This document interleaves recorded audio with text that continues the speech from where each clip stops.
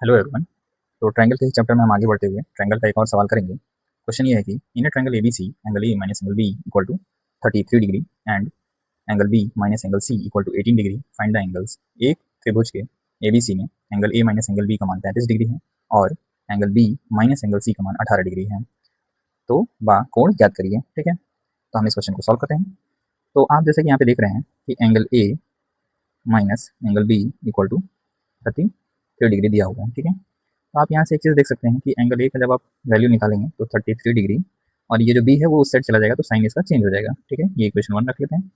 Similarly आप यहाँ पे दूसरी लाइन से देखेंगे कि angle B minus angle C equal to 18 degree दिया हुआ है। ठीक है, तो हम क्या करते हैं कि यहाँ पे हम एंगल सी का मान निकालते हैं। तो आप एक चीज़ देखेंगे कि जब हम सी को इधर लेके जाएंगे और 18 को इधर लेके जाएंगे तो साइन दोनों का चेंज हो जाएगा। ठीक है, तो हम इसको लिखते हैं कि angle C equal to angle B minus 18 degree.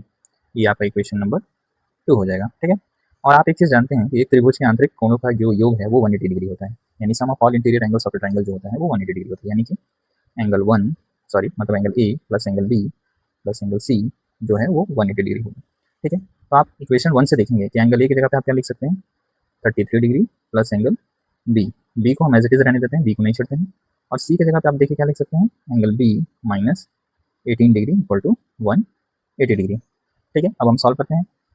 आप एक चीज़ देखिए, पहले हम इन दोनों को सॉल्व करते हैं। कितना हो जाएगा, जब आप घटाएंगे तो यहाँ पे आपका आ जाएगा 12 3 15। ठीक है, और ये जो तीनों को आप जोड़ देंगे यानी कि 3 times of angle B plus 15 degree equal to 180 degree. ठीक है, जब आप इधर 15 ले जाकर माइनस करेंगे तो आपका हो जाएगा angle B 3 times of angle B equal to 180 degree में से हम जब घटा देंगे तो ये हो जाएगा 165। ये देखिए इसको जब आप इसमें ले जाकर घटाएंगे तो 165 बचेगा। ठीक है, ठीक, अब यहाँ पे ये 3 जो है वो डिवाइड में चला जाएगा तो कट के आ जाएगा कितना, ये 3 5 15 3 5 15, यानी कि एंगल जो बी का मान है वो 55 डिग्री है।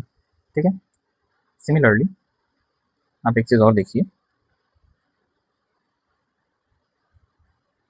ठीक है, मैं इसको थोड़ा छोटा कर देता हूँ ताकि और वैल्यू निकाल सकूँ। जब आप एंगल ए निकालेंगे तो आप क्या करेंगे 33 डिग्री प्लस 55 डिग्री। बी का हमने वैल्यू रखा कितना हो जाएगा, ये हो जाएगा आपका 88 डिग्री।